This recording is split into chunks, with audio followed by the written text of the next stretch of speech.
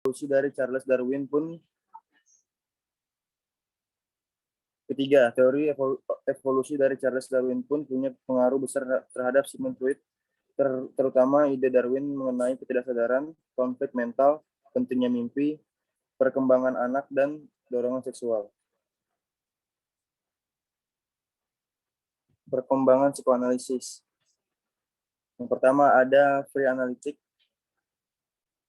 Pada tahap ini, Freud menunjukkan ketertarikan pada metode hipnosis yang dipakai oleh Charcot dalam menangani pasien histeria.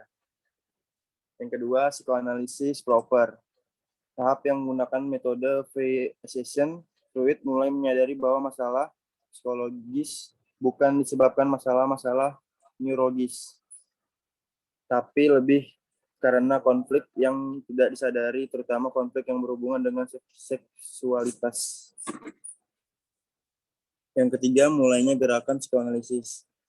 Pada 1920, menanggapi Perang Dunia Pertama, Freud menyampaikan pemikiran mengenai sisi gelap dari manusia, yaitu insting kematian atau Thanatos. Dan saat metode lain mempunyai keterbatasan, psikoanalisis menjadi alternatif yang serius untuk menangani trauma pasca perang yang dialami tentara. Yang keempat, tahapan menjelang kematian Freud. Reputasi Freud tidak tergoyahkan sampai akhir hayatnya. Pada tahun 1923, Freud mempublikasikan buku yang berjudul The Ego and the Id. Buku tersebut menyampaikan pemikiran mengenai metode tripartit, yaitu id, ego, dan superego.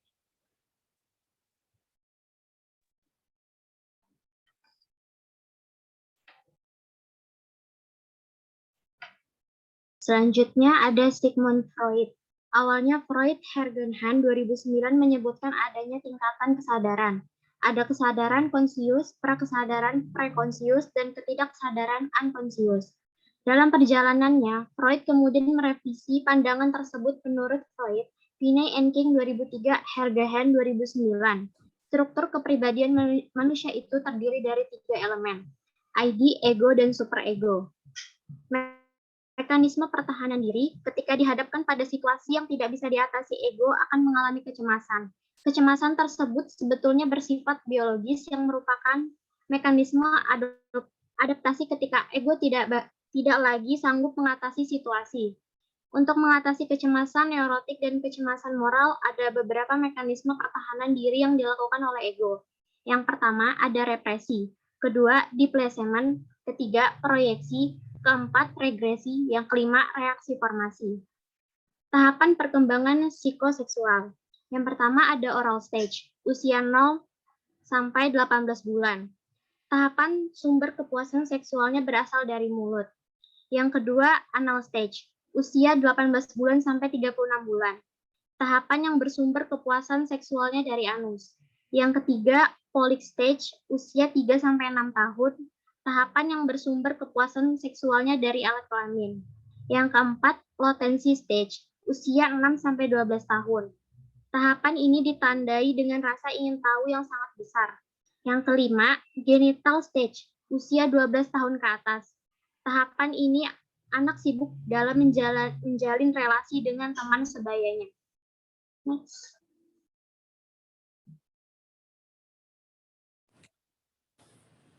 Carl Gustav Jung. Struktur kepribadian menurut Jung itu terdiri dari ego, personal unconsciousness, dan collective unconsciousness. 1. Ego. Konsep ego Jung dengan Freud hampir sama, yaitu bahwa ego ini seluruhnya berhubungan dengan kesadaran dan merupakan aspek kepribadian yang berhubungan dengan lingkungan. Kedua, personal unconsciousness, kesadaran yang tidak terlalu dalam dan mengandung ingatan, keinginan, dan pengalaman hidup yang sudah dilupakan atau ditekan. 3. Collective unconsciousness, ketidaksadaran kolektif dibentuk oleh simbol emosional yang sangat kuat yang disebut sebagai arketipe.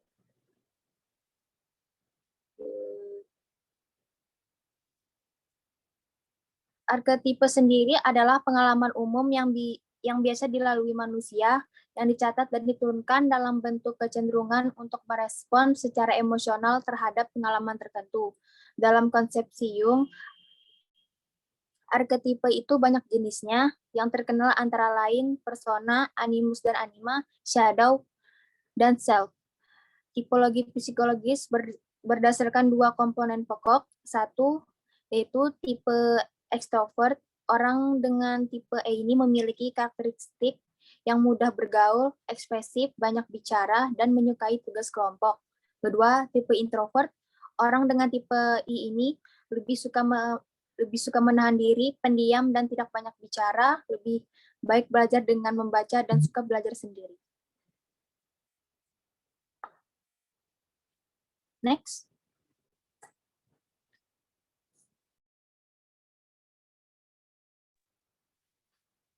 Alfred Adler. Teori Adler dapat dipahami lewat pengertian-pengertian pokok yang dipergunakan untuk membahas kepribadian. Pandangan Alfred Adler tentang perilaku manusia. Yang pertama, perasaan rendah diri. Setiap manusia dianggap terlahir dalam keterbatasan dan kebergantungan pada orang lain, yang mengakibatkan manusia merasa rendah diri. Adler menyebutkan bahwa perasaan rendah diri ini merupakan sesuatu yang wajar. Yang kedua ada prinsip superior atau superiority principle. Sebagai reaksi atas penekanan aspek spekulasi sebagai motivator utama perilaku menurut Freud, Adler beranggapan bahwa manusia adalah makhluk agresif dan harus selalu agresif bila ingin survive. Karen Danielson Harney. Teori psikoanalisis sosial dari Karen Harney dibentuk berdasarkan asumsi bahwa kondisi sosial dan kultural, terutama pengalaman-pengalaman masa kanak-kanak, sangat besar pengaruhnya dalam membentuk kepribadian seseorang. Orang-orang yang tidak mendapatkan kebutuhan akan cinta dan kasih sayang yang cukup selama masa kanak-kanak mengembangkan rasa permusuhan dasar atau basic hostility terhadap orang tua mereka, dan sebagai akibatnya mengalami kecemasan dasar atau basic anxiety. Kecemasan dasar atau basic anxiety ini sebenarnya bersumber dari basic hostility yang dirasakan seorang anak terhadap orang tuanya. Anak yang posisinya lemah atau tidak mungkin menumpahkan basic hostility-nya terdapat orang tuanya. Ketika basic hostility ini direpress oleh anak, maka muncullah basic anxiety. Horney menyebutkan 3 mekanisme yang mungkin dilakukan oleh anak dalam mengadaptasi kecemasan tersebut. Yang pertama, ada anak yang menyampaikan keberatannya secara langsung kepada orang tuanya atau moving toward. Yang kedua, ada anak yang mengambil cara dengan menunjukkan permusuhan terhadap orang tuanya atau moving against. Yang ketiga, ada anak yang mengambil jarak dari orang tuanya atau moving away. Selanjutnya ada Jacques Lacan. Lacan merupakan seorang psikoanalis berkebangsaan Prancis yang begitu berminat pada ide-ide Freud. Freud yang dianggap masih memiliki tenaga untuk mempertahankan kekuatan ketidaksadaran sebagai faktor pendorong kepribadian. Bagi Lacan, kontrol ego atas id adalah sesuatu yang mustahil. Bagaimanapun, ego merupakan sebuah produk jadi dari id yang terbentuk melalui mekanisme kesalahan mengenali diri di hadapan cermin pada sebuah fase yang disebut fase cermin.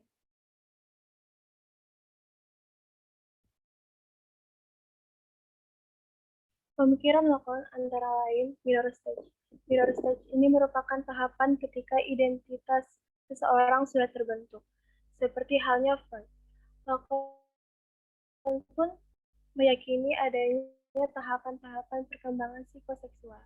Namun, jika Freud membagi perkembangan psikoseksual itu menjadi 5 tahap, oral, anal, falik, latensi, dan genital, Lacan membaginya menjadi 3 tahap, real, imaginer, dan simbolik.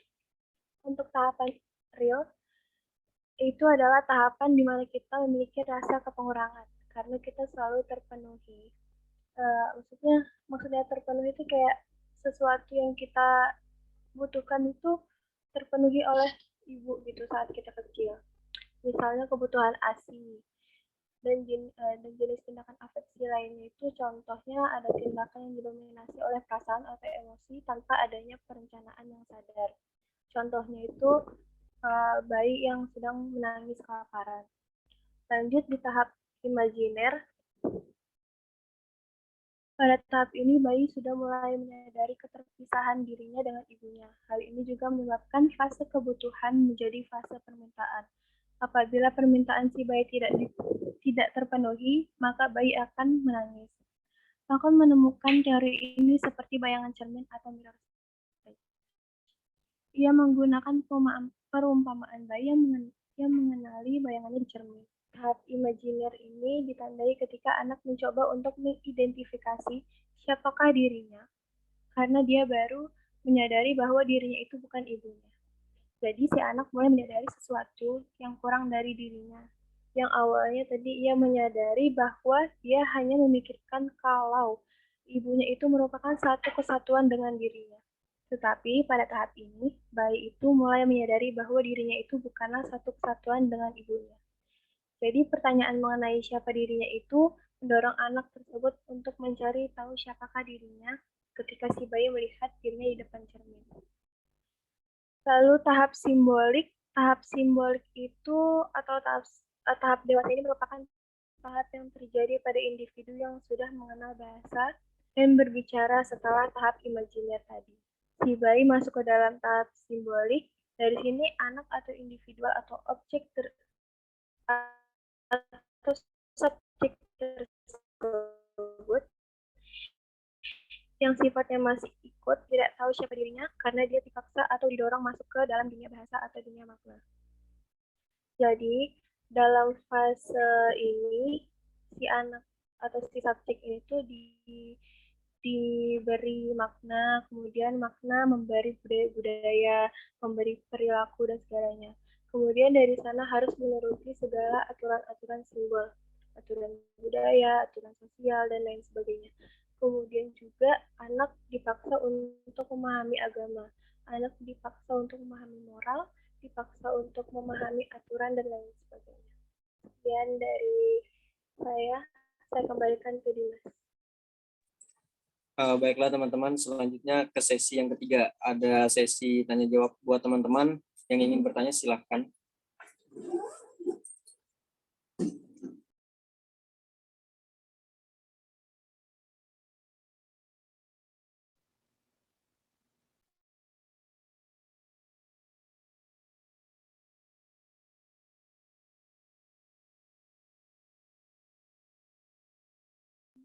Tes.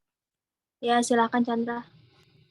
Oke, jadi itu kan tadi kan ada perkembangan psikoanalisis, yang dimana itu terbentuk dalam 4 tahapan.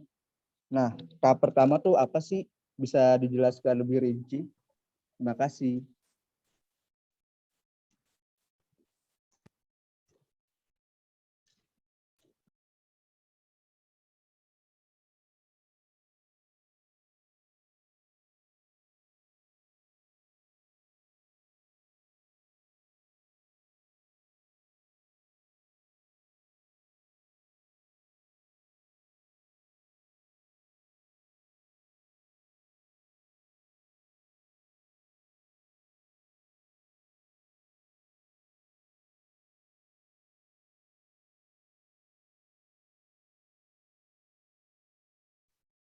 Itu di kolom chat ada yang nanya.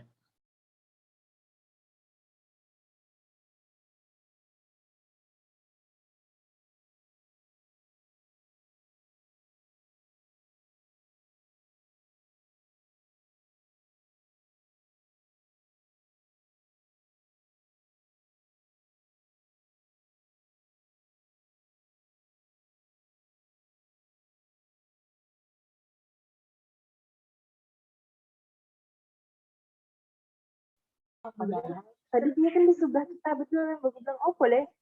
Apa? Oh dia ngomong sih.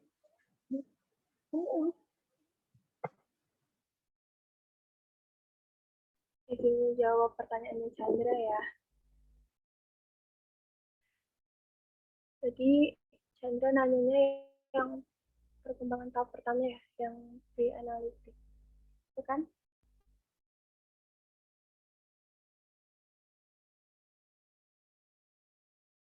Tuh.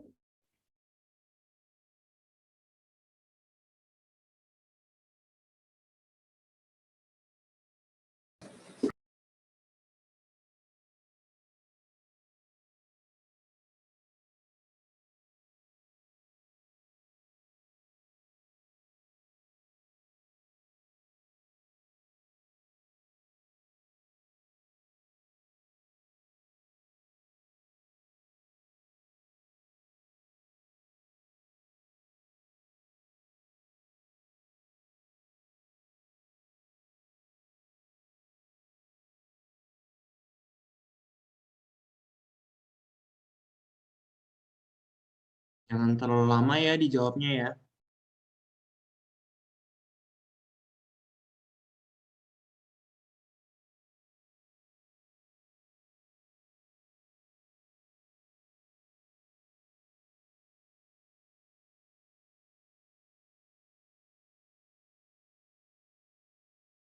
Yere ada mau nanya Yere?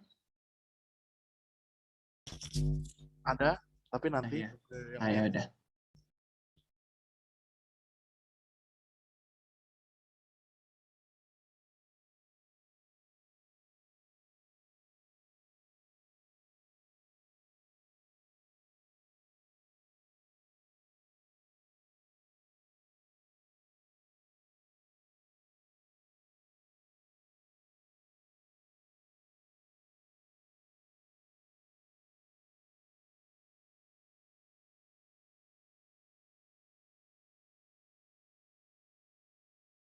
Oke, lanjut. Sorry, kelamaan. Jadi yang tahap pertama itu kan Freud menunjukkan ketertarikannya pada metode hipnosis yang dipakai oleh Harvard dalam menangani pasien histeria. Jadi pada tahap ini tuh Freud sering berdiskusi dengan teman dekatnya, namanya Breuer, tentang pasiennya yang bernama Anna O, yang menderita histeria. Berdasarkan pengalamannya itu, Freud menyimpulkan beberapa hal, yaitu tidak semua pasien bisa ditangani dengan menggunakan teknik hipnosa. Yang kedua, metode hipnosa lebih menekankan pada peran terapis. Yang ketiga, munculnya fenomena transference antara pasien dan terapis. Dan yang terakhir ada seksual trauma pada masa kanak-kanak yang diyakini sebagai faktor yang bisa menjelaskan pasien yang mengalami masalah psikologis. Bagaimana Chandra? Apakah jawabannya bisa diterima?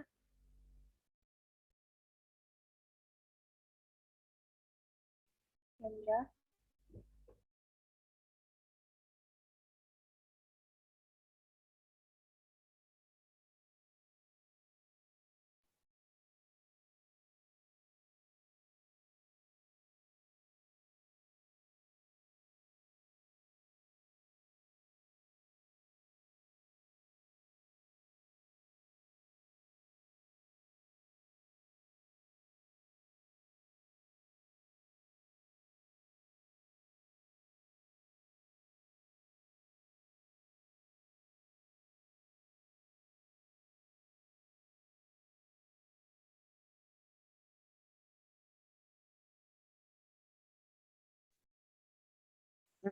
Jawab pertanyaannya.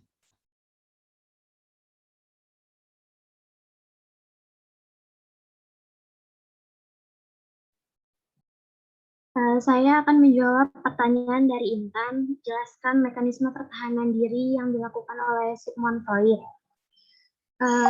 Yang pertama itu represi. Represi merupakan cara seseorang untuk menahan frustasi yang sedang dirasakan, mimpi buruk, konflik batin, masalah keuangan, dan masalah lain yang bisa menyebabkan kecemasan. Yang kedua itu ada displacement. Displacement adalah sebuah bentuk pertahanan diri dalam menghadapi anxietas dengan cara memindahkan objek yang mengancam menuju objek lebih aman. Yang ketiga, proyeksi. Proyeksi merupakan mekanisme pertahanan diri saat impuls mengakibatkan kecemasan diluapkan dengan mengalihkan rasa cemas tersebut pada orang lain. Yang keempat itu ada regresi. Regresi adalah respon umum untuk individu yang sedang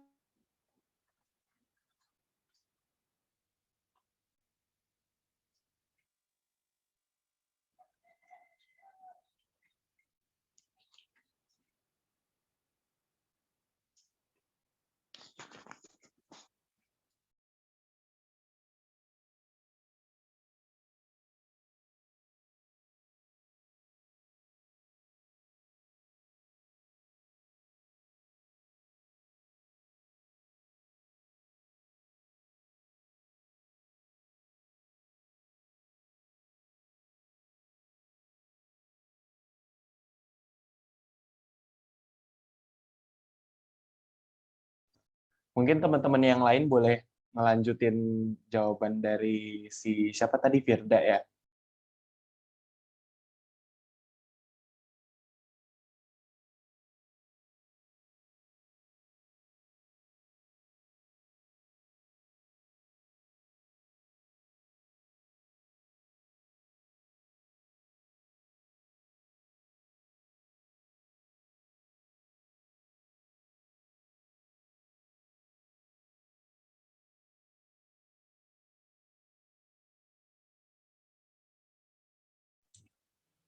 Halo, saya bakal ngelanjutin jawaban yang keputus dari Firda. Jadi ada beberapa mekanisme pertahanan diri yang biasa dilakukan oleh ego, yaitu ada 5. Yang satu itu represi, tadi sudah dijelaskan sama si Firda. Jadi saya lanjutkan yang kedua. Displacement. Displacement merupakan strategi pertahanan diri dengan mengganti objek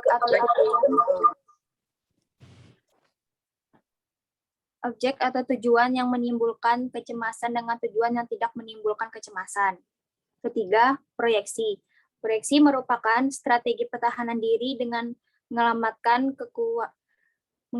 kekurangan atau kesalahan pribadinya dengan benda kejadian ataupun orang lain.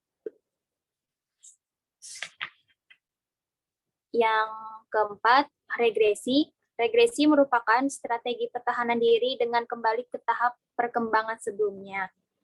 Orang yang melakukan pertahanan diri ini akan menunjukkan sikap dan perilaku yang mirip dengan tahap perkembangan sebelumnya, misalnya ngumpul di celana pada anak usia SD, boleh jadi merupakan salah satu bentuk regresi karena ngumpul bukanlah perilaku yang pantas dilakukan oleh anak SD. Yang kelima, reaksi formasi. Reaksi formasi merupakan strategi pertahanan diri dengan melakukan sesuatu yang bertentangan dengan apa yang diinginkan sebenarnya. Contohnya, seorang anak remaja yang menyukai temannya justru menunjukkan sikap dan perilaku yang dingin, cuek, dan tidak bersahabat. Jadi, menunjukkan sifat yang berlawanan gitu. Suka, tapi malah kelihatannya kayak benci. Jadi, itu. Gimana, Intan? Bisa diterima?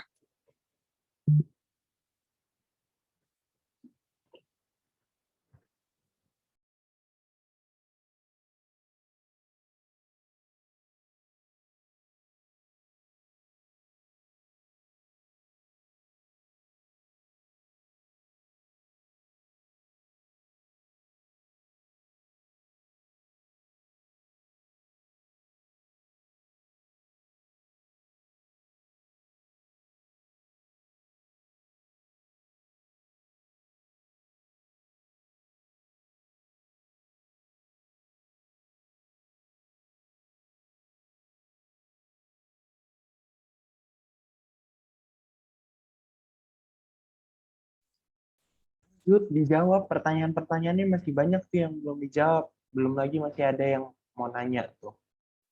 Jangan diam-diam baik. Izin menjawab Bang pertanyaan dari Nana. Perbedaan teori psikoanalisa sama psikologi individual. Menurut Freud, mereduksi motivasi tindakan manusia kepada seks atau agresi saja. Yang kedua, menurut Freud lagi, manusia memiliki sedikit atau bahkan tidak sama sekali pilihan dalam membuat kepribadian mereka. Sementara menurut Adler, manusia bertanggung jawab sepenuhnya untuk menjadi siapa diri mereka. Perilaku saat ini dibentuk oleh pengalaman-pengalaman masa lalu. Menekankan komponen bahwa sadar perilaku, Adler menekankan bahwa manusia yang sehat secara psikologis biasanya sadar apa yang sedang dikerjakan dan apa alasannya. Itu sih. Apa ngerti nggak, Nana? Ulangin yang bagian itu, Dimas, yang menjadi tanggung jawab bagi diri sendiri. Bagi diri sendiri.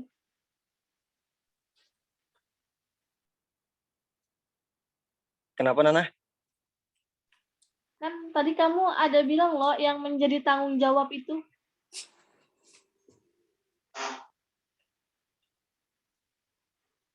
Oh iya ya. Nah, ulangin. Soalnya putus-putus. mereduksi motivasi tindakan manusia kepada seks atau agresi saja. Manusia memiliki sedikit atau bahkan tidak sama sekali pilihan dalam membuat kepribadian mereka. Pengalaman-pengalaman masa lalu, sementara Adler adalah perilaku saat ini dibentuk oleh pandangan manusia mengenai masa depan. Komponen bawah sadar perilaku, Adler menekankan bahwa manusia yang sehat secara psikologis biasanya sadar apa yang sedang dikerjakan dan apa alasannya. Itu sih, Nana, kedengaran nggak? Oh ya, udah. Makasih Dimas. Sama-sama.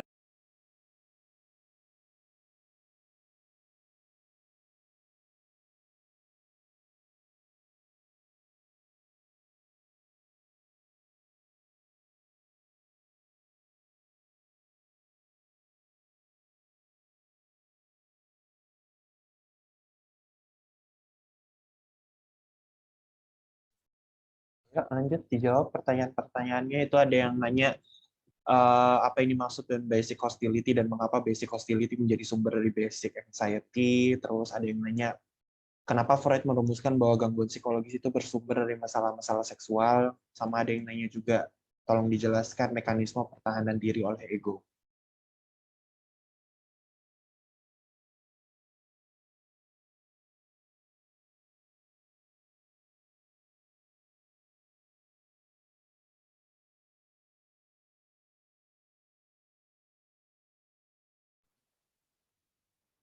Saya mau jawab pertanyaan Maria. Jelaskan contoh situasi yang tidak bisa diatasi oleh ego menurut Sigmund Freud. Jadi sebelumnya ketika kita dihadapkan pada situasi yang tidak bisa kita atasi, sifat ego kita tuh bakal merasa cemas. Kecemasan tersebut sebetulnya bersifat biologis yang merupakan adaptasi mekanisme ketika ego tidak sanggup lagi mengatasi situasi. Nah, menurut Freud itu, kecemasan itu tuh dibagi menjadi 3, yaitu objective anxiety, terus neurotic anxiety, yang ketiga moral anxiety. Nah, objective anxiety itu ketika kita merasa diri kita nih terancam, kayak di saat situasi kita tuh merasa terancam gitu. Nah, yang kedua itu neurotic anxiety. Neurotic anxiety itu ketika kekuatan sifat ID kita tuh merasa kuat dan ego kita merasa kurang untuk mengontrol rasa sifat ID kita. Bagi yang nggak tahu ID itu apa, sifat ID itu tuh rasa ego yang menuntut diri kita, yang bersifat primitif atau tanpa kita sadari. Nah, dan yang terakhir itu moral anxiety. Moral anxiety itu terjadi ketika munculnya perasaan malu kita atau kayak merasa bersalah, kayak rasa yang gak enakan gitu kepada orang. Jadi, gimana Maria? Apakah jawabannya bisa diterima?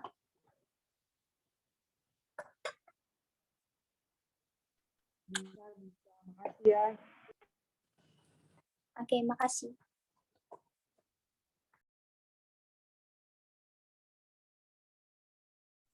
Yang udah dijawab pertanyaannya siapa aja ya? Chandra, Maria, Nana, Intan. Itu aja ya?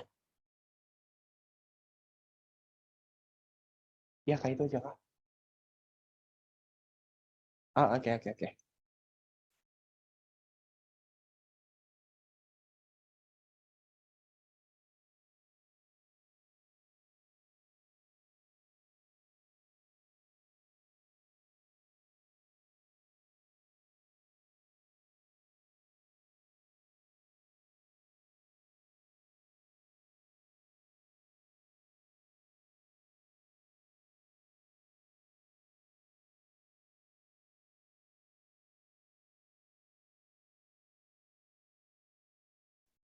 Yuk, dijawab. Pertanyaannya nggak banyak yang susah kok.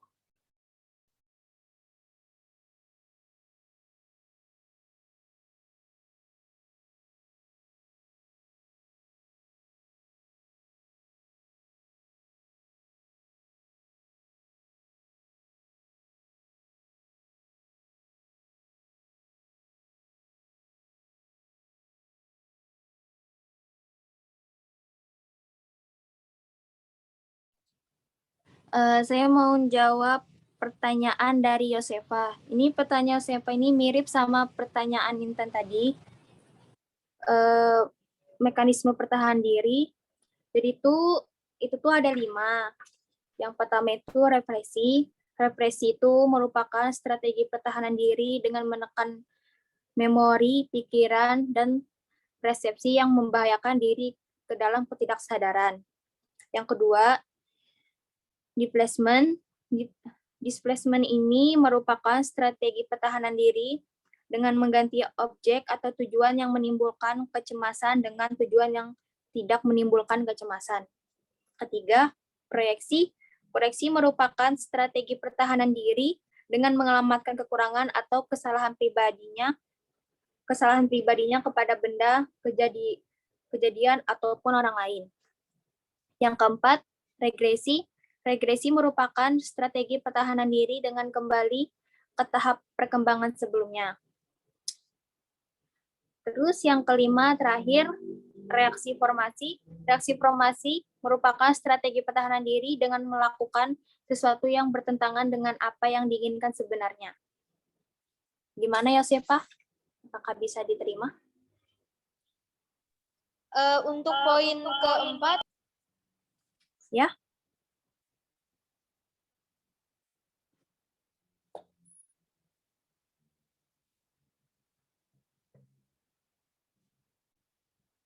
untuk poin 4, itu kembali ke perkembangan sebelumnya, itu maksudnya apa ya? Maksudnya itu orang yang melakukan pertahanan diri ini akan menunjukkan sikap dan perilaku yang mirip dengan tahapan perkembangan sebelumnya. Contohnya itu kayak ngompol di celana pada anak usia SD boleh jadi merupakan salah satu bentuk regresi karena ngompol bukanlah perilaku yang pantas dilakukan oleh anak SD. Jadi gimana? Oke, makasih Jasmine. Ya, sama-sama.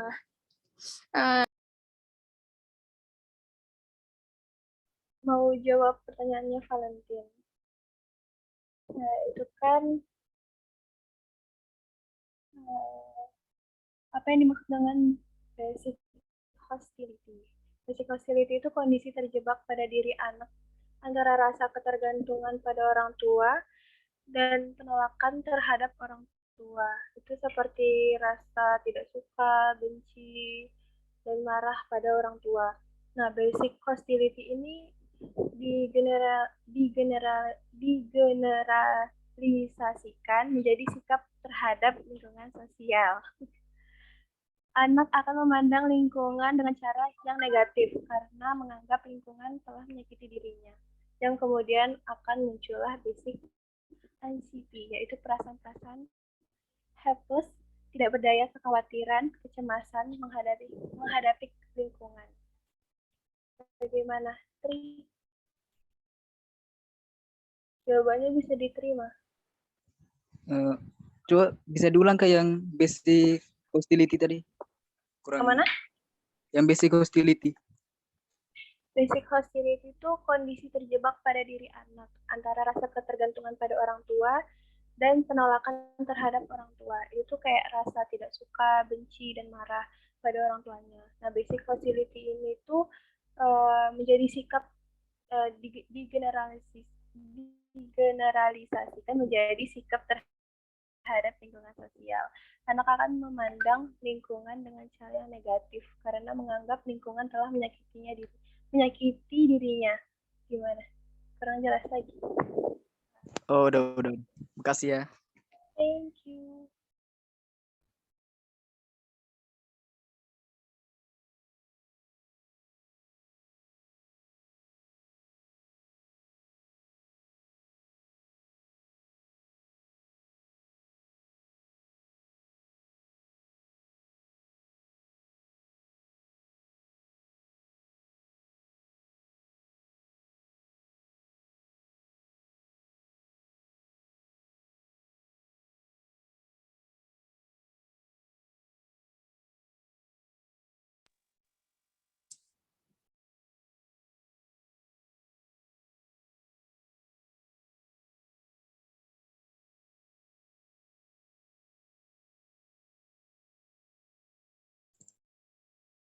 Salah.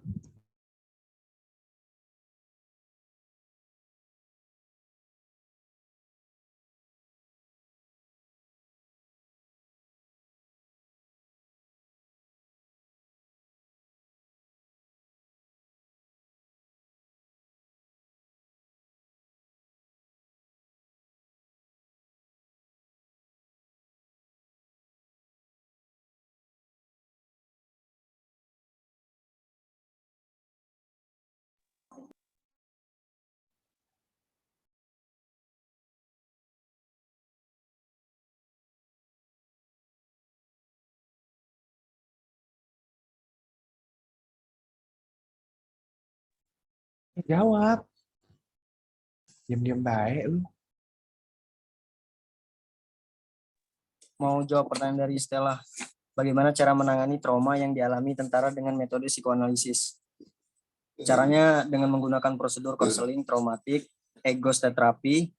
Konseling merupakan dukungan utama bagi korban yang mengalami stres pasca trauma. Terapi ego state therapy membantu untuk menyembuhkan masalah trauma yang dihadapin oleh tentara ketika masalah trauma terselesaikan. Gejala-gejala trauma seperti kecemasan, takut yang berlebihan mulai menghilang karena sudah tidak lagi dalam pengendalian ego state yang negatif.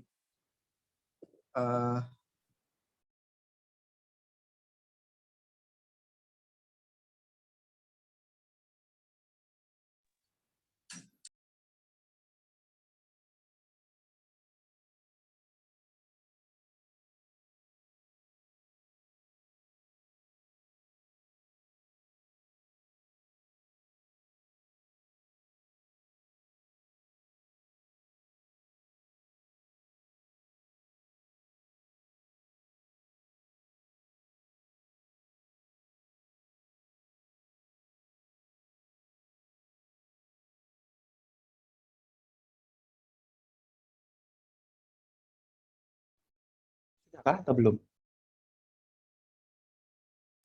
Astagfirullah, nggak on mic ternyata.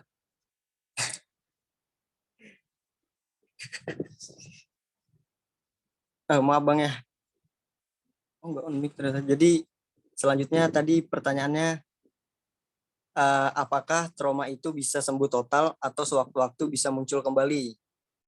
Jadi jawabannya bisa iya atau tidak. Karena pengalaman trauma yang selalu teringat akan ditekan oleh pikiran dan tersimpan di dalam pikiran bawah sadar. Nah, oleh karena itu, ego state yang muncul akibat trauma akan melakukan manipulasi perilaku dengan cara menghindari dari segala hal yang berkaitan dengan kejadian yang menjadi pemicu trauma. Ego state yang dilakukan untuk menghindari trauma seperti sulit berkonsentrasi, marah yang meledak-ledak, menghindari orang-orang dan segala hal yang meningkatkan kejadian trauma. Kaku, merasa terisolasi, stres, dan kurang kepercayaan baik pada diri maupun orang lain. Untuk itu, konseling traumatik dengan menggunakan ego state terapi dapat digunakan sebagai intervensi pendekatan untuk menghilangkan gejala-gejala trauma yang dirasakan oleh konseling hasil penelitian. Itu sih, Stella. Apakah bisa diterima?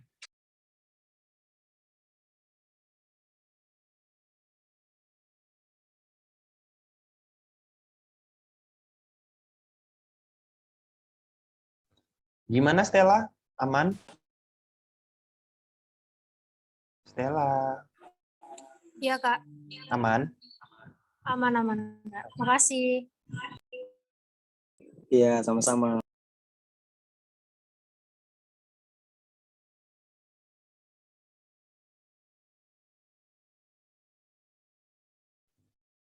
Berarti tinggal 3 pertanyaan. Tinggal 3 pertanyaan lagi ya. Saya mau jawab pertanyaan dari Ahmad Binsar. Jelaskan jenis arsitektur dalam konsepsi Jung. Arsitek menurut arsitek dalam konsepsi Jung. Arsitek, maaf Kak.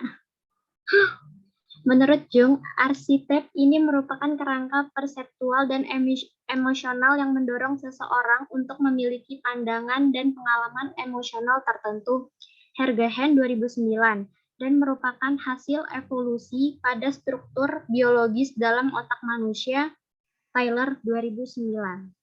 Melalui arsitek inilah yang memungkinkan manusia bertindak seperti para pendahulunya, Scott dan Scott 2011. Namun demikian, Jung pun meyakini bahwa kita pun sebenarnya bisa memodifikasi arsitek dengan hal itu tergantung pada proaktivitas kita masing-masing. Binsar, apa udah jelas apa belum? Maaf, bisa minta ulang nggak? Tadi putus-putus. Ya, Kak. Maaf ya. Menurut Jung, arsitek ini merupakan kerangka perseptual dan emosional yang mendorong seseorang untuk memiliki pandangan dan pengalaman emosional tertentu, Hergehen 2009, dan merupakan hasil evolusi pada struktur biologis dalam otak manusia, Tyler 2009. Melalui arsitek inilah yang memungkinkan manusia bertindak seperti para pendahulunya, Scott and Scott 2011. Namun demikian, Jung pun meyakini bahwa kita pun sebenarnya bisa memodifikasi arsitek ini dengan hal itu tergantung pada proaktivitas kita masing-masing. Binsar? Oke, makasih Firda. Sama-sama.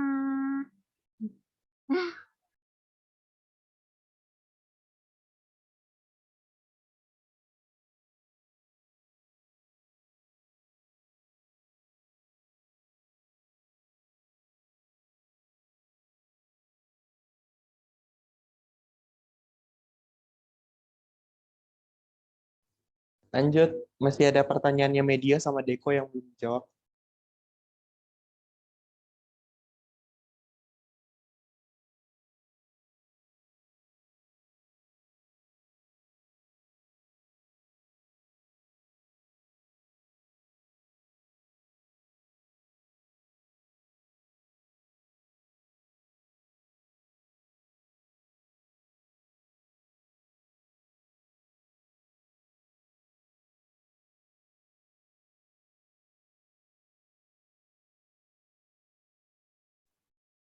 Kelompok 3.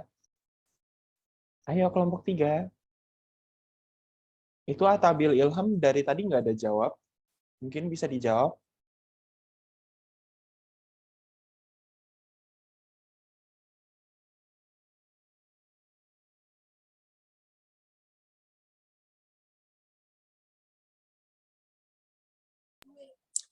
Tabil Ilham lagi ke WC dia, Bang.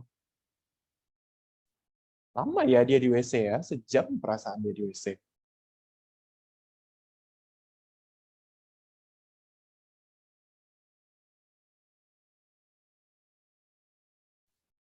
Yang lain tolong dong dijawab ini pertanyaannya media sama pertanyaannya Deko. Habis itu saya sama Yere yang nanya.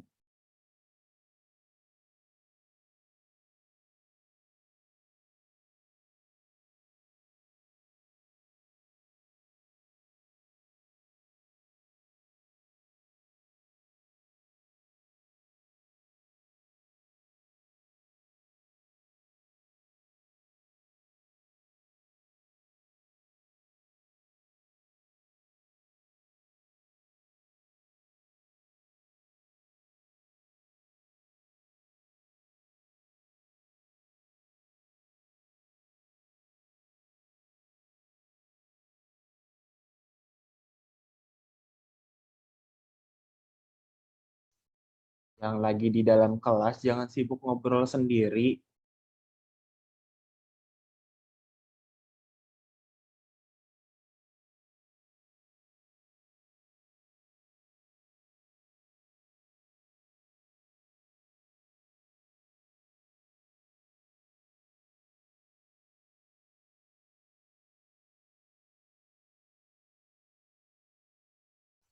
Ini masih kelas ya, jangan ngobrol sendiri.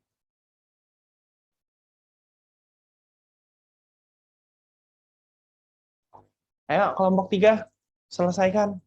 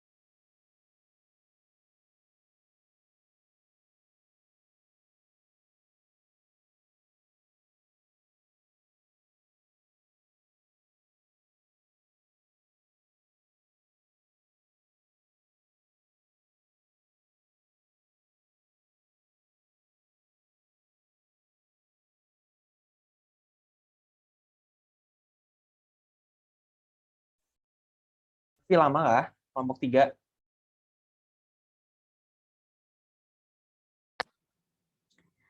Saya mau jawab pertanyaan dari media. Aduh. Jadi, sebelumnya motivasi seksual merupakan hal penting dalam psikoanalisis. Juga Freud menyatakan bahwa seks itu tidak hanya berhubungan dengan organ-organ tertentu saja, tapi seluruh bagian tubuh bisa menjadi sumber kepuasan seksual. Freud percaya bahwa seluruh bagian tubuh bersifat erotogenik, sensitif terhadap stimulasi seksual. Walaupun demikian, dalam menjelaskan perkembangan psikoseksual, Freud ternyata hanya menunjuk bahwa beberapa organ tertentu saja seperti bibir, anus, dan alat kelamin. Menurut Freud juga, manusia mengalami tahap-tahap perkembangan psikoseksual yang setiap tahapannya memiliki sumber kepuasan seksualnya. Pada setiap tahapan, anak memiliki kecenderungan untuk menstimulasi organ-organ erotiknya untuk mendapatkan kesenangan seksual atau autoerotik.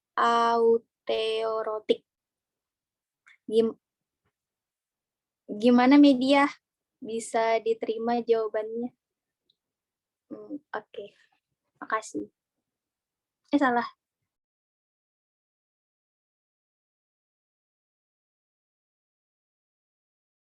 Itu dari Erdin Jaya bilang katanya mohon maaf untuk pertanyaannya Binsar, bisa tidak dijelaskan lagi tapi lebih perlahan soalnya saya kurang mengerti.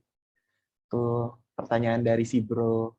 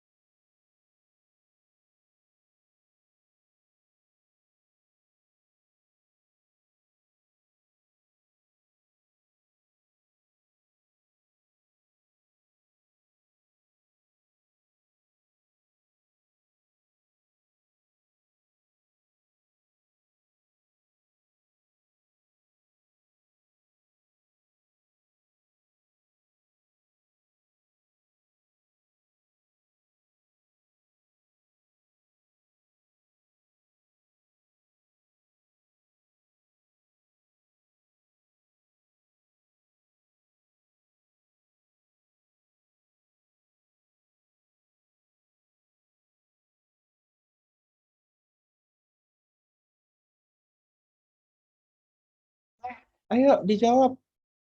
Itu si Jaya minta dijelasin lagi sama Deko tuh, jawabannya belum dijawab.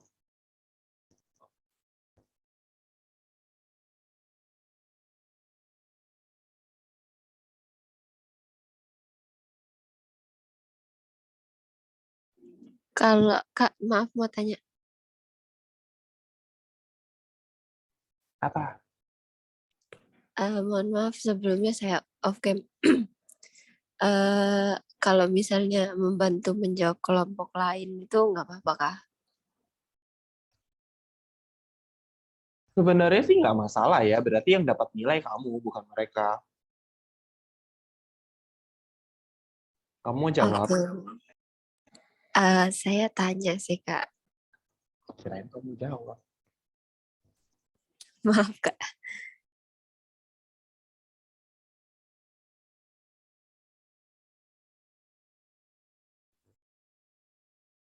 Jawab, udah jam berapa ini? Aduh, setiap kali presentasi itu lama nungguin kalian jawab aja. Ini baru online, gimana kalian nanti offline ketemu dosen? La ilaha illallah. Semester depan ketemu kalian lagi. Kak, saya mau jelasin yang arketipe lagi. Jadi, arketipe menunjuk ini merupakan kerangka perseptual dan emosional yang mendorong seseorang untuk memiliki pandangan dan pengalaman emosional tertentu dan merupakan hasil evolusi pada struktur biologis dalam otak manusia. Melalui arketipe inilah yang memungkinkan manusia bertindak seperti para pendahulunya. Namun demikian, Jung pun pendahulunya. Jung pun meyakini bahwa kita pun sebenarnya bisa memodifikasi arketipe, dan hal itu tergantung pada proaktivitas kita masing-masing. Apakah mau secara kreatif mengubahnya atau tidak? Jadi gimana, Jaya? Bisa diterima atau kurang jelas lagi?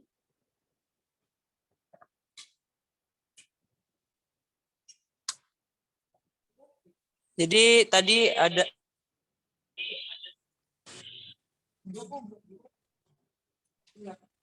tentang modifikasi gitu ya. Tolong jelasin yang itu dong. Ada yang modifikasi itu nah. Coba diulang bisa nggak?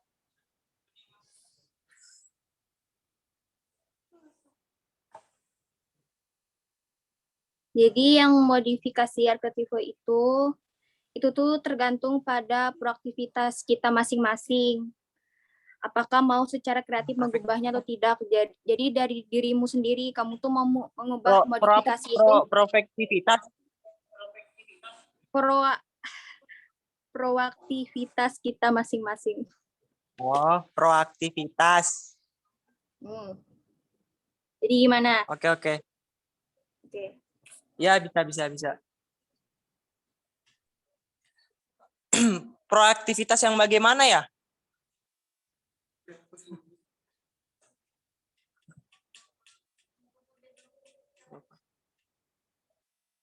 Bisa dijelaskan sedikit tidak? Biar masuk.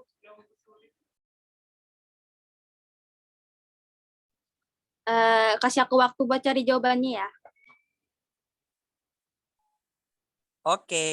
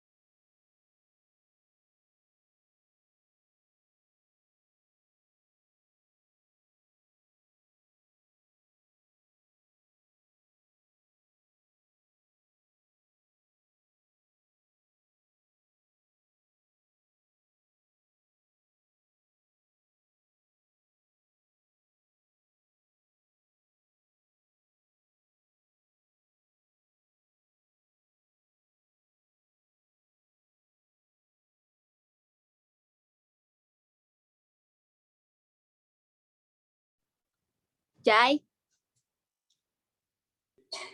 Ya.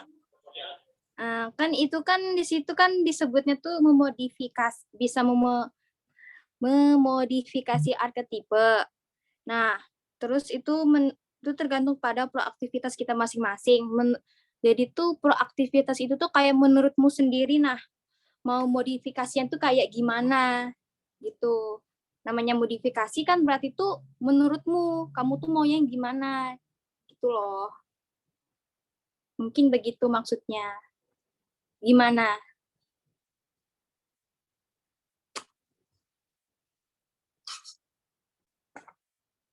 Bentar, reconnect bentar. Kalem Nek, kalem, jangan marah. Enggak marah.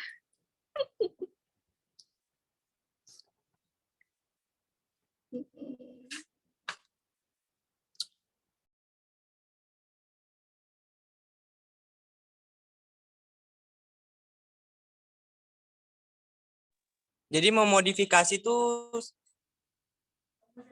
tergantung dari diri kita sendiri gitu ya?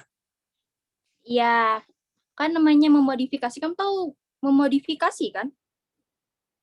Tahu. Aku bisa memodifikasi, Nah, itu sudah memodifikasi tapi menurutmu memodifikasi begitu. proaktif itu yang kau pikirkan. Proaktivitas tuh istilahnya tuh kayak menurutmu sendiri, Najai. Kayak Iya, aktivitas kita loh. iya. Heeh. Iya kah? Bener kah? Tuh Kak Moza, liatin Kak Moza tuh. Kayaknya salah tuh. Nggak salah. Bener Jai, Kak? kamu kayaknya ada sesuatu deh sama aku. Ayo ngomong sini. Jadi gimana? Jelas nggak? Ngerti nggak? Iya, ya baik. Terima kasih. Ya, Yasmin. Ya, sama-sama.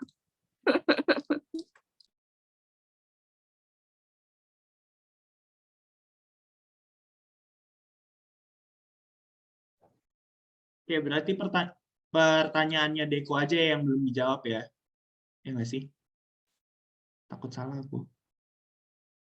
Iya, Kak. Ayo jawab, aku sama Yere mau nanya soalnya.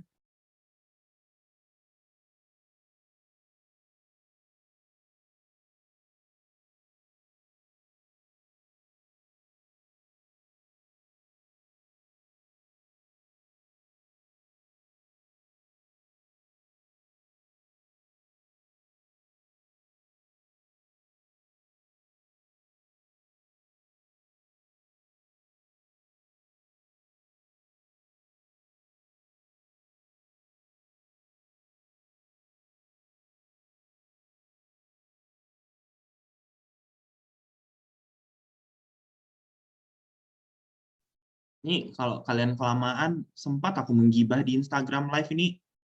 Ayo, kelompok 3.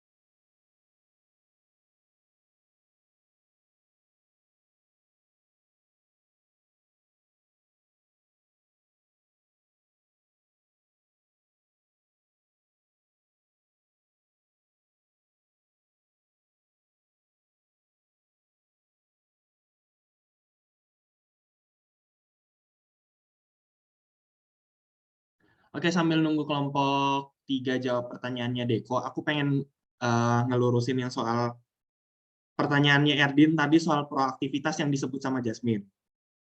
Jadi begini, kan kalau misalnya di sini dijelasin bahwa archetype itu merupakan sebuah bentuk kecenderungan untuk merespons secara emosional terhadap suatu pengalaman tertentu. Kemudian, Scholz dan Scholz di tahun 2011 itu menambahkan bahwa melalui archetype ini yang memungkinkan manusia untuk bertindak seperti para pendahulunya. Tapi, Jung juga menambahkan bahwa sebenarnya kita tuh bisa memodifikasi archetype itu, dan hal itu tergantung pada proaktivitas kita masing-masing. Apakah kita secara kreatif mau mengubahnya atau enggak?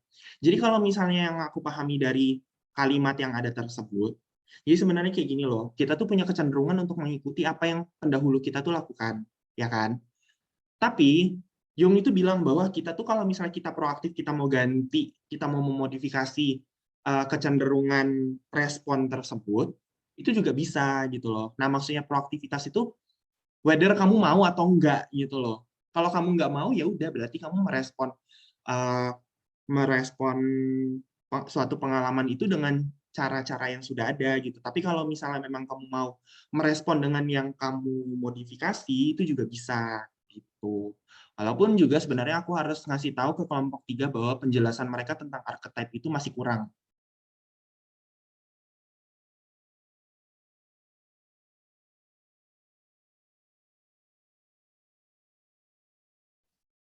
Paham nggak, Erdin? Erdin Jaya Saputra. Paham Kak, paham Kak. Masih nanya lagi, proaktivitas.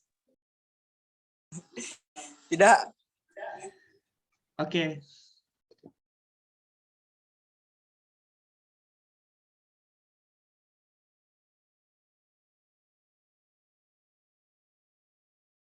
Ngerinya ya, Jasmine. Ayo, kelompok 3. Ayo. Mumpung moodku masih belum terlalu jelek nih. Kelompok 3, gimana? Pertanyaannya Deko.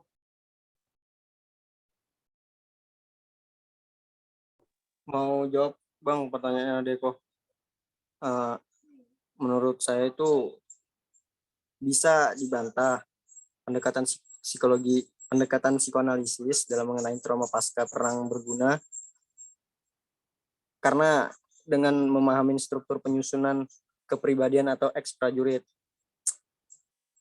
itu tentu bisa melacak perkara seperti trauma post traumatic syndrome disorder atau PTSD. Itu sih Deko. Ngerti nggak? Jelas nggak?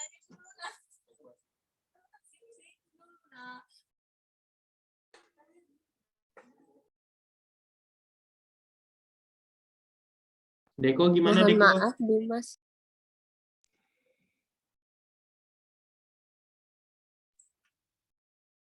Kenapa, Din? Apanya yang dibantah ya?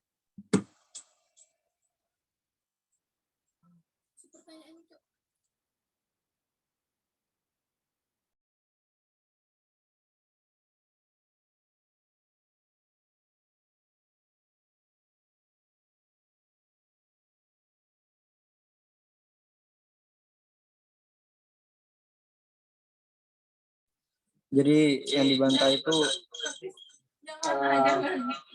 penyusunan kepribadian atau penyusunan kepribadian ex-prajurit.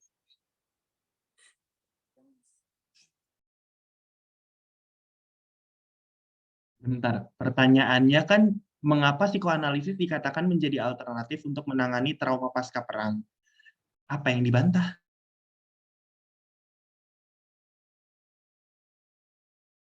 Ya Kak, itu maksud saya. Ya kan?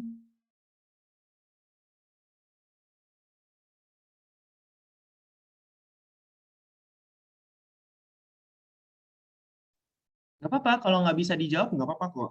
Berarti kalian nggak dapat nilai dari yang pertanyaannya si Deko.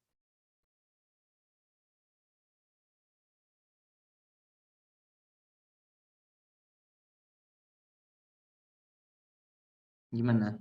Mau nyerah?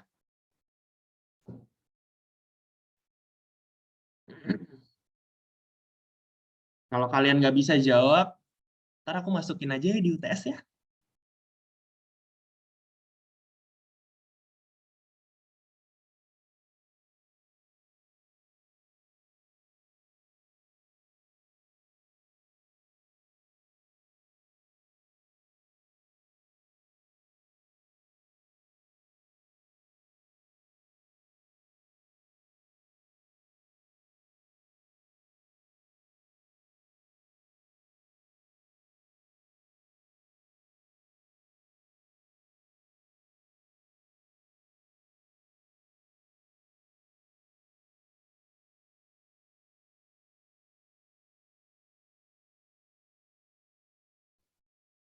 Udah nyerah kah sama pertanyaannya Deko? Kalau udah nyerah, aku sama Yeri mau nanya nih.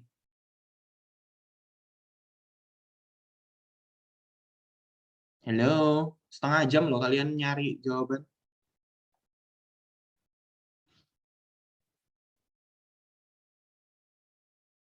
Maria ada kan anak kelompok 3 di situ?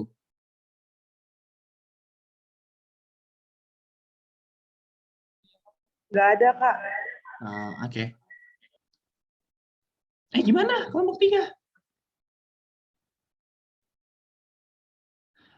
Kelompok 3. Kelompok 3. Kelompok 3.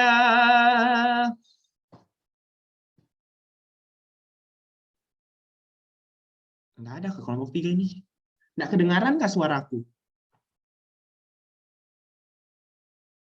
Kedengaran, Kak. Nah.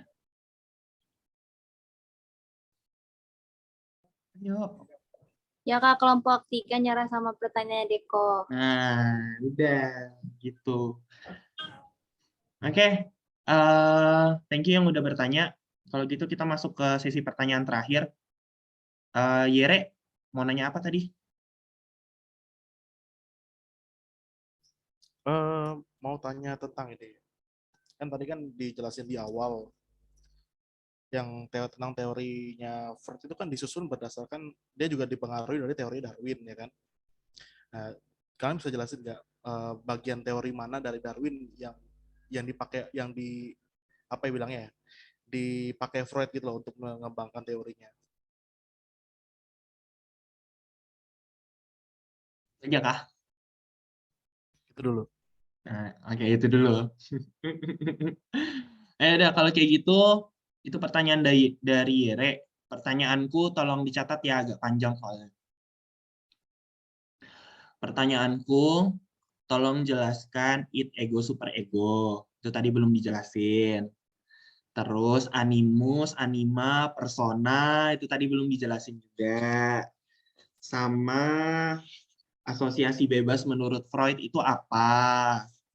Terus yang terakhir, oh, kalian kan tadi ngejelasin soal tahapan psikoseksual menurut Freud tuh. Ada yang tahap anal, falik, dan segala macam. Pertanyaanku adalah, apa yang terjadi kalau misalnya dari salah satu tahap itu ada yang terlewati? Ya, itu aja. Terima kasih. 5 menit ya buat nyari jawabannya buat semua pertanyaanku sama Yere.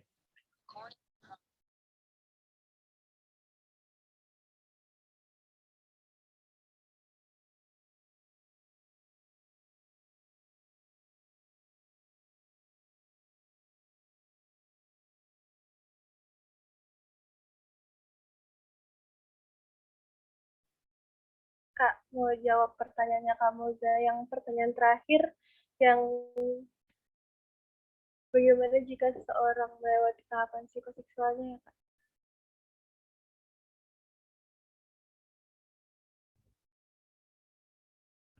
Itu jawabannya kan nanti ada hal yang akan muncul jika seseorang itu melewati tahapan psikoseksualnya. Misalnya itu fiksasi pada tahapan falik nih.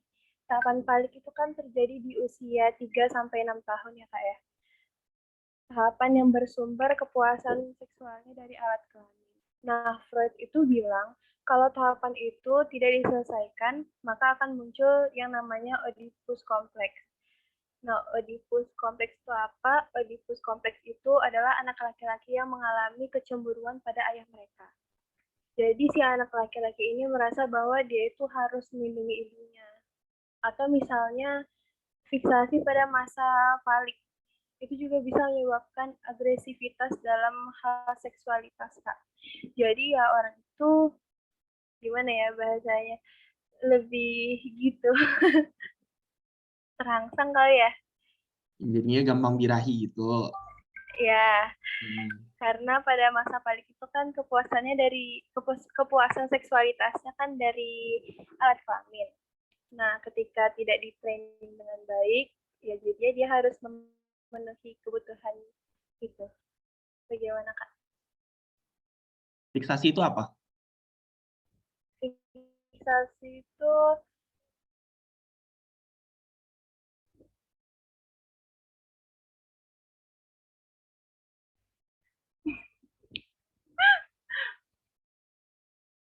Kok malah ketawa sih?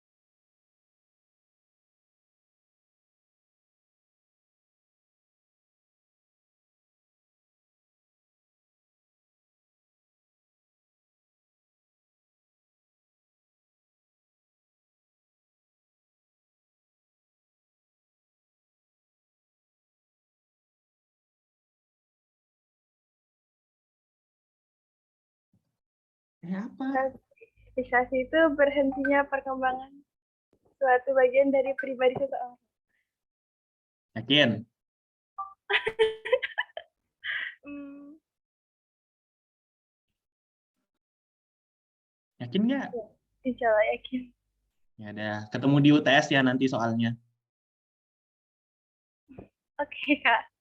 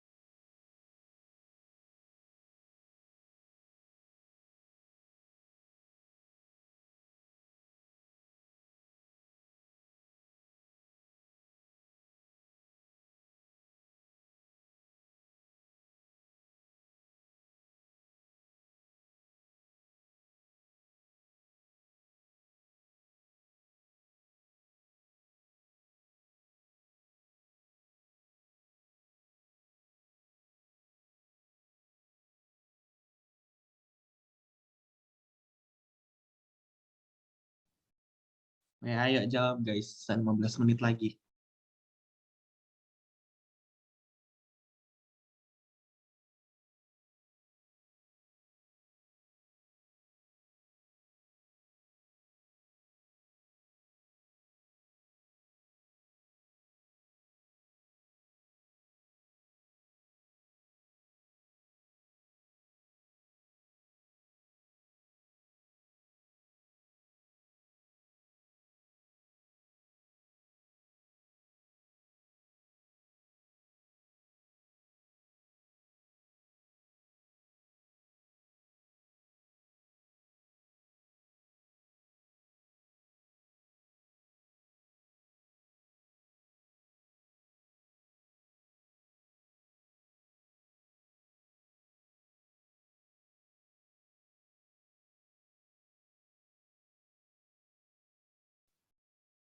Mana? Kelompok 3.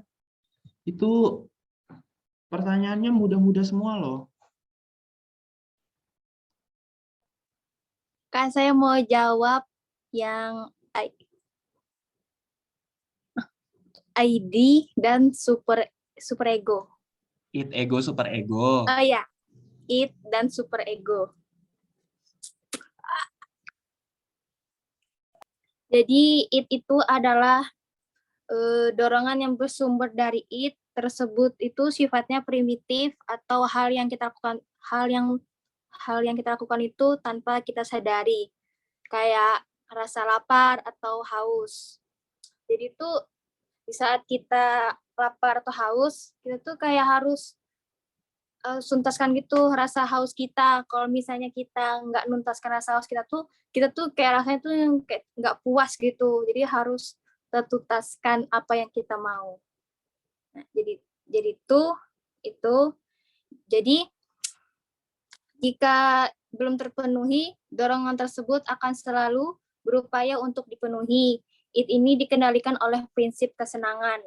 It tidak terlalu peduli dengan kenyataan dan norma-norma yang ada dalam masyarakat. It selalu mendesak ego untuk memenuhi kebutuhan-kebutuhannya agar mendapatkan kesenangannya.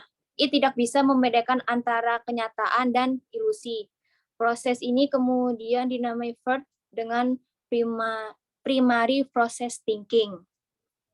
Nah, dan ini kalau superego itu merupakan bagian dari elemen kepribadian yang berisi norma-norma sosial yang sudah terinternalisasikan dalam diri seseorang, yang diperoleh dari keluarga ataupun masyarakat. Seperti halnya it, tuntutan superego pun kadang tidak realistis, tidak rasional, atau bahkan tidak mungkin. Nah, jadi di sini yang membedakan it dan superego adalah prinsip yang digunakannya.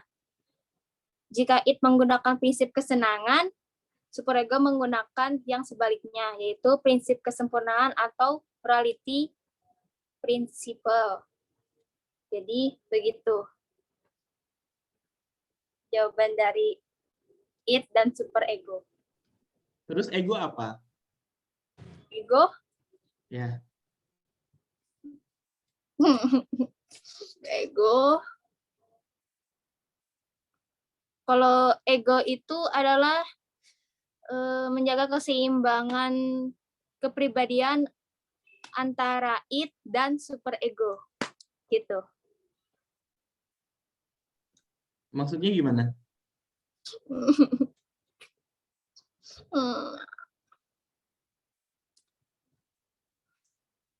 Gimana ya jawabnya? Ini teman kelompoknya ada yang mau bantuin kasihannya anak orang berjuang sendirian. Bentar ya Kak, cari jawabannya. 2 menit deh, 2 menit. 2 menit, jawabannya lo ada di bawahnya kan? Iya, tapi kan disusun dulu kata-katanya biar jelas.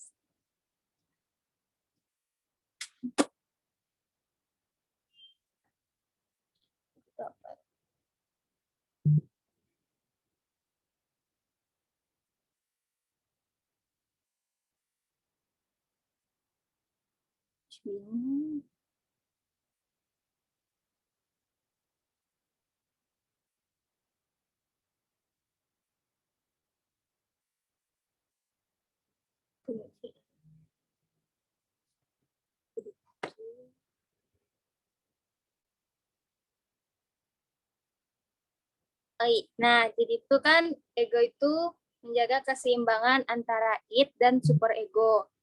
Nah, dengan memperhatikan tuntutan realitas, ego itu kemudian berusaha mencari solusi dalam mengatasi tuntutan antara id dan superego. Id dan superego. Ya, melalui kompromi, penundaan, ataupun substitusi. Proses ini kemudian disebut dengan secondary process thinking. Jadi begitu kamu Moza. Jadi intinya secara singkat nih, id itu apa, ego itu apa, superego itu apa. Mohon maaf Kak, saya boleh jawab pertanyaan Deko nggak Kak? Tunggu selesai ini ya. Kalau id itu kayak sifat kita yang merasa ketidakpuasan dalam diri kita. Jadi tuh kalau ada kayak apa ya jelasinnya? Ini tuh kita tuh kayak merasa nggak puas gitu. Itu sifat id. Salah. Jadi apa?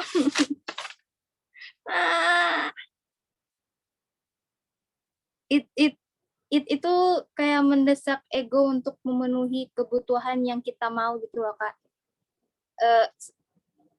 Ego yang apa? Hal yang bikin kita senang, jadi kita tuh harus nuntut aku harus dapat itu biar buat kesenanganku. Itu it.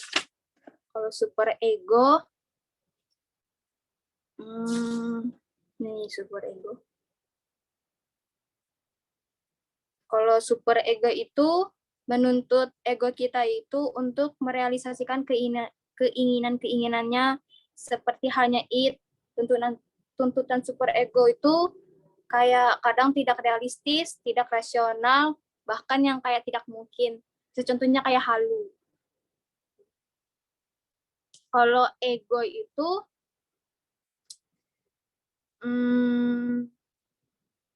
ego itu sifat ego itu kayak keseimbangan antara kepribadian it dan super ego. Jadi ego itu berusaha mencari solusi dalam mengatasi tuntutan rasa sifat it dan super ego. Jadi kayak di tengah-tengahnya it dan super ego. Jadi begitu. Gimana? Udah yakin sama jawabannya? Kalau salah ya maaf Kak. Ya sudah. Oke, lanjut.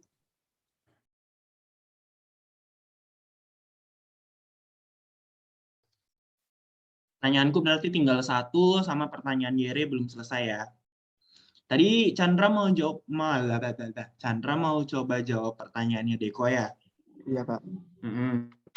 Di situ kan si Deko kan nanya itu mengapa psikoanalisis menjadi alternatif untuk menangani pasien trauma pasca perang. Karena dikembangkannya psikoanalisis itu semata-mata hanya untuk menolong pasien-pasien yang mengalami gangguan mental, yang dimana tujuan utama bangkitnya psikoanalisis itu ya karena untuk membantu orang yang gangguan mental. Terus metode yang dipakai untuk penanganannya itu adalah metode katarsis, yang dimana pengalaman traumatis yang tidak diungkapkan akan menyebabkan gangguan secara fisik, dan ketika pengalaman traumatis tersebut diberi jalan untuk keluar, maka gangguan fisik tadi pun dengan sendirinya akan hilang, baik untuk sementara ataupun permanen. Itu Kak yang saya dapat, Kak. Oke.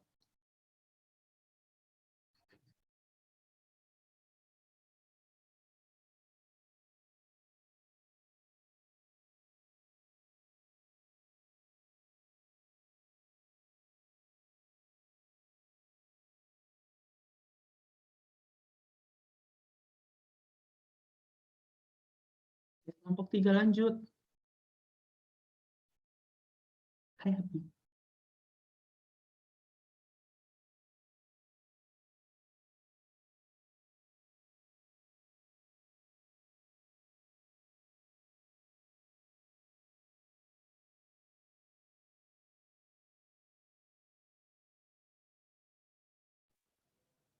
Kak, saya mau coba jawab yang anima dan animus.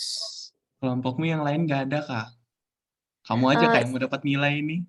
Nggak tahu Kak, saya juga nggak tahu kenapa ini nggak ada yang mau ngomong. Ya sudah, nggak apa-apa, jawab aja.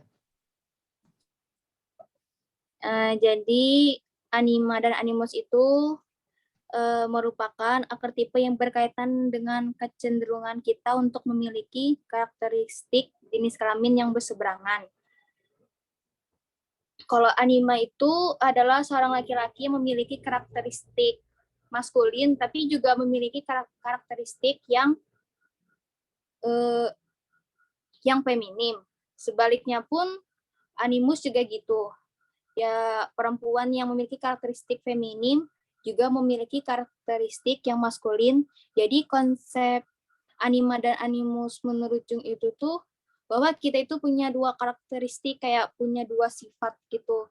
Di depan orang kita sifatnya begini, tapi sedangkan kita di rumah sifatnya tuh nggak sama waktu di depan gitu, waktu di luar rumah.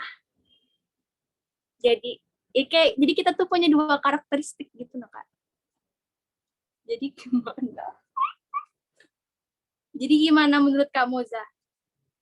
Jawabanmu tadi itu udah benar.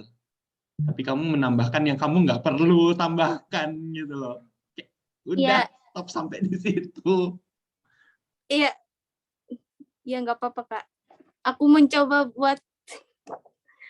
jawab dengan caraku gitu. Oke, Kak. Makasih.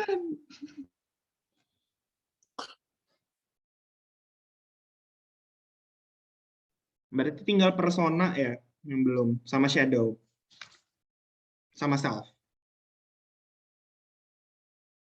Oh, itu juga Kakak kan nanya tadi? Itu kan juga masuk dalam archetype, gimana sih Anda? Oh iya. Maaf.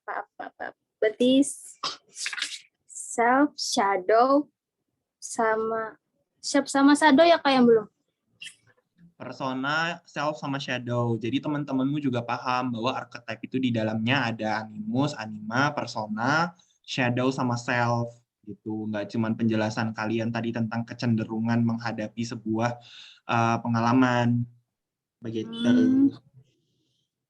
Gimana sih ini kalian bikin materi kok lupa-lupa? Ya, maaf Kak, maaf.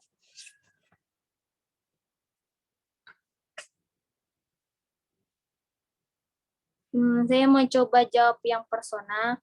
Persona itu menunjukkan pada topeng yang kita pakai ketika kita berinteraksi dengan seseorang, berinteraksi dengan dunia luar. Persona ini merupakan sistem yang kita pakai ketika berinteraksi dengan lingkungan sosial dengan persona tersebut. Kita hanya menampilkan sebagian kepribadian yang memang ingin diketahui oleh orang lain dan menyembunyikannya sebagiannya lagi. Menurut School, ketika berinteraksi dengan orang lain, setiap orang pasti menggunakan persona dan kita hanya menampilkan apa yang ingin diketahui oleh orang lain, sehingga apa yang kita tampilkan belum tentu menggambarkan kepribadian kita yang sesungguhnya. Terus shadow menurut Jung, manusia pun memiliki kecenderungan untuk bertentangan dengan nilai-nilai moral.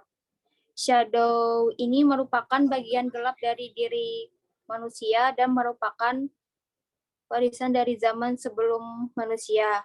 Menurut Skor juga, shadow terdiri dari aktivitas dan keinginan yang bertentangan dengan moralitas dan tidak dapat diterima secara sosial. Dan terakhir, self. Self adalah arketipe yang mengintegrasikan dan menjaga keseimbangan semua aspek ketidaksadaran serta menjaga stabilitas dan kesatuan dari kepribadian seseorang, yaitu self. Itu. Udah. Ya, oke. Oh ya. Aman. Oke. Berarti tinggal Berarti pertanyaannya Yere ya. Kayak ya yang teori Darwin ya. Ya. Semangat. Bentar ya, Kak. Enggak.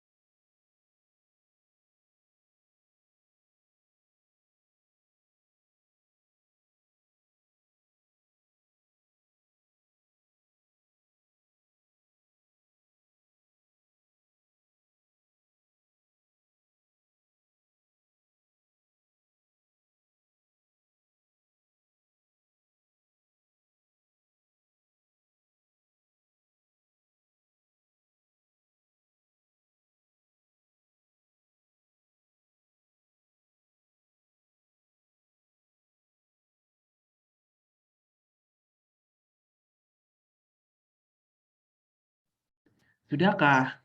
Masih belumkah? Tuh nah kasihannya tuh nah sampai si Ezra sama Maria udah bertempelan. Sampai mukanya Erdin tuh udah bingung nungguin. Bro. Aduh. Siapa lagi? Aduh, itu nah. Kan kasihan kali lihat muka teman-temanmu itu nah. Bingung-bingung semua sudah. Ayo.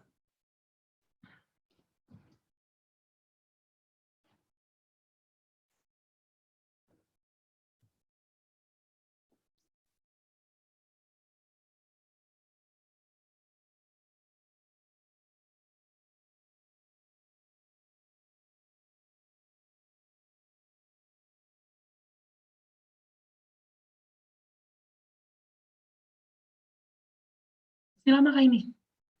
Biar cepet selesai. Aku ngantuk, aku pengen tidur.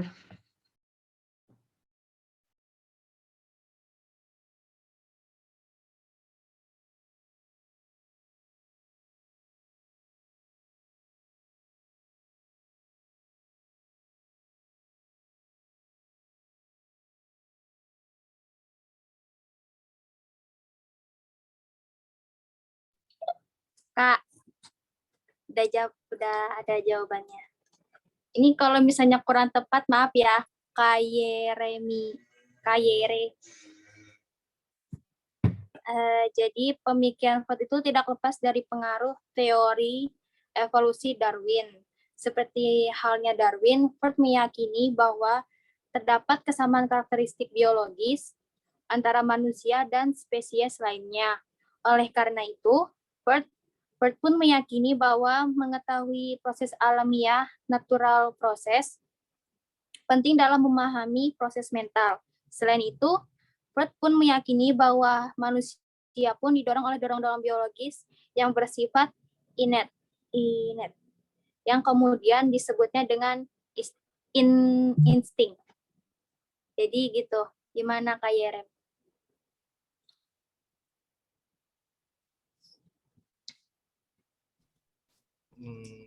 Kalau secara buku sih bener lah ya.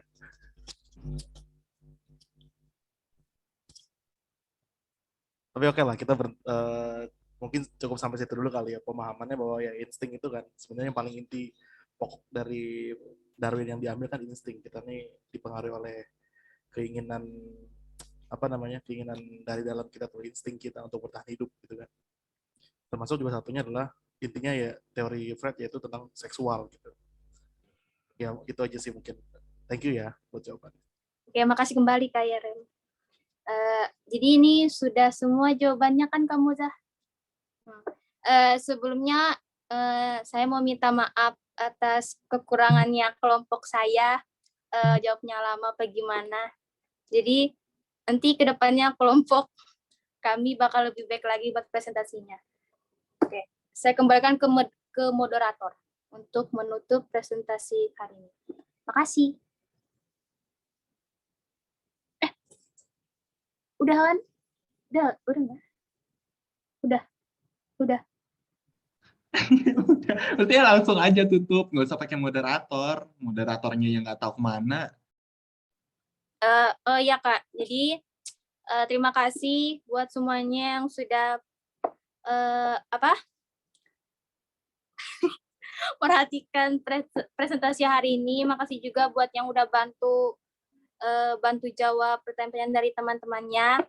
Jadi saya tutup hari ini. Selamat sore buat semuanya. Makasih. Thank you buat kelompok 3 udah ngejelasin soal psikoanalisa. Penjelasannya udah cukup oke.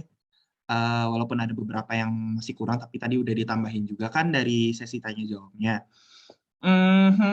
Jadi kita minggu depan UTS ya. Tinggal mata kuliah ini aja kan ya, belum UTS kan? Iya, Atau ada Kak. Iya kan? Filsafat belum kayaknya Kak. Nggak tahu kan bukan asdos filsafat ya. Gitu. Silakan dipelajari dari pertemuan awal kalian, dari awal sejarah psikologi, dari masa Yunani kan ya, pertama itu. Tuh, sampai materi terakhir di psikoanalisa. Oke, nanti buat yang udah bikin paper, silakan di-share papernya. Kalau perlu diperbaikin dulu sebelum kalian share ke teman-teman kalian. Kemudian, aku tipe yang kalau bikin soal, itu kadang ada yang belum dipelajari di buku, di kelas. Silakan kalian baca buku sebanyak mungkin, karena mungkin ada yang aku tanyakan di luar dari itu. Tapi nggak jauh-jauh kok, misalnya ya psikoanalisa, paling aku tanya yang psikoanalisa gitu, behaviorisme ya behaviorisme gitu. Cuman mungkin ada beberapa yang kayak belum dijelaskan gitu, kalian harus belajar sendiri, oke? Nggak susah kok, nggak susah. Kak mau nanya. Apa? UTS-nya offline atau online? Nah, untuk UTS-nya apakah offline atau online? Nanti aku kabarin secepatnya ya. Soalnya itu harusnya yang bicara sama Bu Silvi Pak Yoga gitu. Nah, aku nggak tahu apakah Pak Yoga udah bicara sama Bu Silvi atau belum. Karena to be honest, aku udah pernah nanya sama Bu Silvi kan terkait perkuliahan offline itu sebenarnya udah boleh atau belum gitu. Kata beliau, karena belum ada surat edaran dari universitas, jadi kemungkinan besar kita masih nunggu sampai semester depan. Cuman, melihat kemarin Pak Yoga sudah membuat kelas offline untuk mata kuliah kontur, jadi bisa jadi kita ujiannya offline. Tapi ada teman-teman yang masih di luar kota kan ya? Kayak Steve kalau nggak salah masih di Kubar, ya nggak sih? Nah, tuh Iya, maksudnya kasihan juga buat teman-teman yang ada di luar kota gitu. Masa harus dari ujung kulon sana berangkat ke sini terus balik lagi cuma untuk UAS doang, itu kan sayang uang sama waktunya. Coba nanti aku lobbykan ke Pak Yoga untuk UASnya online. Tapi kalau UASnya online, berarti soalnya susah ya. Kalau offline ya nggak susah. Kalau online aku bikin susah. Jadi kalian nggak ada kesempatan buat nyontek. Oke? Aman ya? Terima kasih, Kak. Makasih, Kak. Untuk minggu depan, in case kalau misalnya aku nggak ada tuh di pagi jam 10, nggak apa-apa. Kalian langsung UTS aja. Nanti soalnya aku share kalau misalnya online. Atau enggak aku titip ke Prodi kalau misalnya offline. Oke? Oke, Kak. Semangat belajarnya. Kuat-kuat kalian belajar sejarah aliran ya. Siap. Nah, ketemu Terima kalian kasih, semester Kak. depan lagi. Udahlah. Capek aku hidup. Nah, kalau begitu saya tutup untuk kelas hari ini. Semangat untuk yang mau LDK hari Jumat, Sabtu, Minggu. Semangat pensinya. Semoga kalian LDK. baik. Makasih, Kak. Semangat yang udah dibotakin. Ya udah kalau kayak gitu sampai ketemu hari Jumat ya. Bye-bye.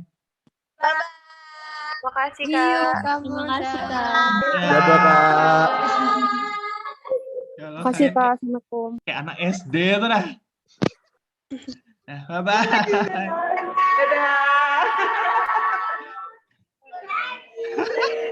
Lagi. Suaranya keluar tahu. Ya lo banyak banget dah. Rame banget ya ternyata kalian di kelas. Kami lagi latihan nggak? Kok nggak semuanya di kelas? Tadi sebagiannya pulang, Kak. Ih, tahu kalian di kelas. Karena nggak ada jaringan, Kak. Tahu gitu kan. Maksudnya tahu banyak yang di kelas offline aja nggak sih tadi kelasnya? Iya, Kak. Iya dong, gas. Itu seharusnya tadi, Kak.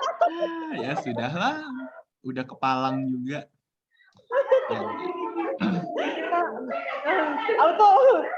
Serunya, Kak, kalau offline, Kak. aduh.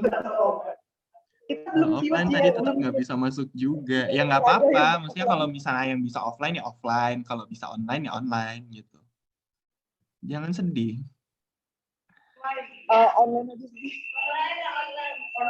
Online aja sih, Kak.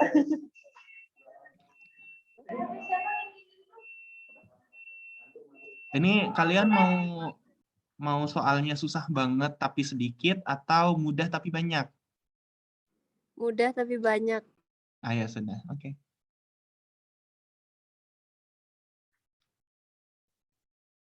Setuju, Kak, teman-teman yang lain. Kita ada nggak, Kak? Mudah tapi sedikit. Tunggu aku di kampus ya, aku pukul dulu kepalamu. Bisa-bisanya. Nah, nanti lihatlah ya, tergantung moodku. Siapa itu di belakangnya Selina sama Deslia tuh dari tadi lewat-lewat kulihat.